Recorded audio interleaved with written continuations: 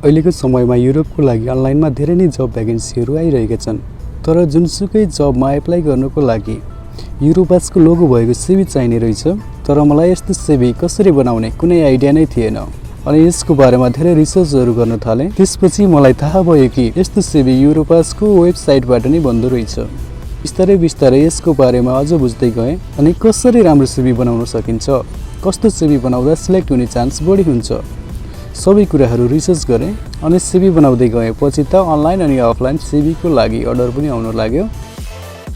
आजको यस भिडियोमा रहेर हजुरहरूले मोबाइलबाट नै 5 मिनेटमा युरोपास सिभी कसरी बनाउन सक्नुहुनेछ, यसको बारेमा सम्पूर्ण जानकारी पाउनुहुनेछ। भिडियो एकदमै महत्त्वपूर्ण छ, त्यसैले स्किप नगरी हेर्नुहोला। साथै यस्तै इम्पोर्टेन्ट अपडेटको लागि च्यानल सब्स्क्राइब गरी बेल आइकन प्रेस गर्नुहोला। अब लागौँ भिडियोतर्फ नै।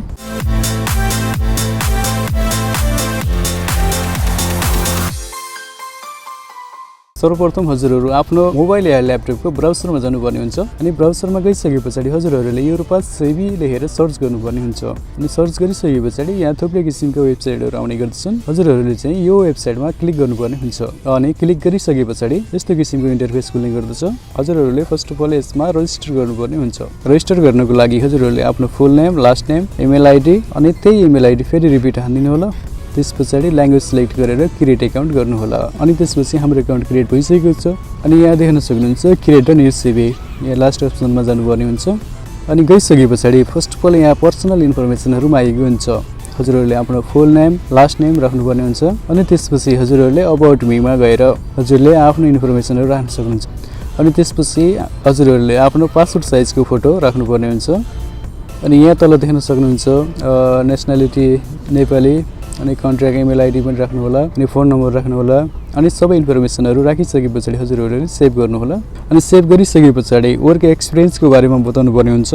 हजुरहरूले सिलेक्ट न्यू सेक्सनमा गएर वर्क एक्सपिरियन्सलाई सिलेक्ट गर्नु होला अनि सिलेक्ट गरिसके पछाडि हजुरहरूले कहाँ काम गर्नुभएको, कुन कन्ट्रीमा काम गर्नुभएको, कहिलेदेखि कहिलेसम्म अनि हजुरहरूले आफ्नो जबको बारेमा बताउनु पर्ने हुन्छ।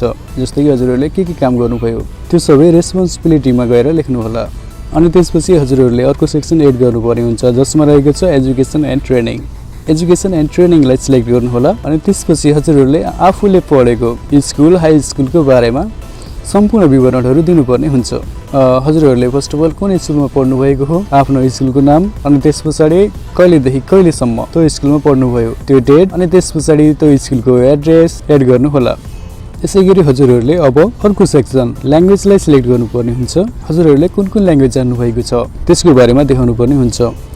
फर्स्ट अफ अल आफ्नो मातृभाषा नेपाली, यहाँ म नेपाली राखेँ अनि त्यसपछि हजुरहरूले कुन ल्याङ्ग्वेज जान्नुभएको छ त्यसको बारेमा जानकारी दिनुहोला।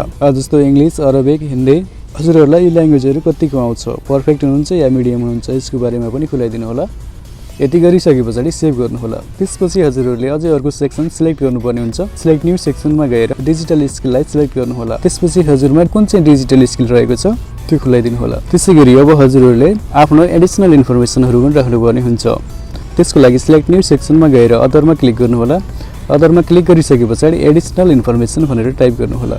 टाइप गरिसके पछाडि हजुरहरूले एडिसनल इन्फर्मेसनमा आफ्नो पासवर्डको डिटेलहरू फिलअप गर्न सक्नुहुनेछ। जस्तै कि पासवर्ड जारी गरिएको डेट अनि पासवर्डको एक्सपायरी डेट अनि पासवर्डको नम्बर फिलअप गर्नुहोला। त्यसपछि हजुरहरूले नेक्स्ट गर्नुहोला अनि यहाँ रहेको फर्मेटहरूमध्ये हजुरलाई कुन ठिक लाग्छ त्यो फर्मेट सिलेक्ट गर्नुहोला अनि यहाँ तल गएर हजुरहरूले उक्त सिभीमा कलर पनि सिलेक्ट गर्न सक्नुहुनेछ। कुन चाहिँ कलर राख्दाखेरि राम्रो देखिन्छ त्यही राख्न सक्नुहुनेछ। एट लास्ट हजुरहरूले क्लोजिङ स्टेटमेन्ट पनि राख्नुपर्ने हुन्छ। त्यहाँ लेख्नुपर्ने हुन्छ कि यो सिभीमा भरेका सबै जानकारीहरू साँचो छन्, झुटो छैन भनेर क्लोजिङ स्टेटमेन्ट लेख्न सक्नुहुनेछ अनि लेखिसके पछाडि हजुरहरूले आफ्नो सिग्नेचरलाई अपलोड गर्नुपर्ने हुन्छ। त्यसको लागि हजुरहरूले व्हाइट पेपरमा ब्ल्याक पेनले सिग्नेचर गर्नुहोला अनि त्यस पछाडि त्यसको फोटो खिचेर अपलोड गर्नुहोला। यति गरिसके पछाडि हाम्रो सिभी रेडी भइसकेको छ। अब यसलाई हजुरहरूले आफ्नो युरोपास लाइब्रेरीमा पनि सेभ गर्न सक्नुहुन्छ। त्यसै गरी डाउनलोड गरेर प्रिन्ट पनि गर्न सक्नुहुनेछ। भिडियो अन्तिमसम्म हेर्नुभयो त्यसको लागि धेरै धेरै धन्यवाद। हजुरहरूले युरोपास सिभी बनाउँदा कुनै पनि त्यस्तो समस्याहरू आएको छ भने यस भिडियोको कमेन्ट बक्समा गएर कमेन्ट गर्नुहोला। साथै च्यानलमा नयाँ हुनुहुन्छ भने च्यानल सब्स्क्राइब गरी साइडमा रहेको बेल आइकन प्रेस गर्नुहोला किनकि यस च्यानलबाट यस्तै इम्पोर्टेन्ट अपडेटहरू आउने गर्दछ। हस्त अब हाम्रो भेट नेक्स्ट भिडियो हुनेछ। धन्यवाद।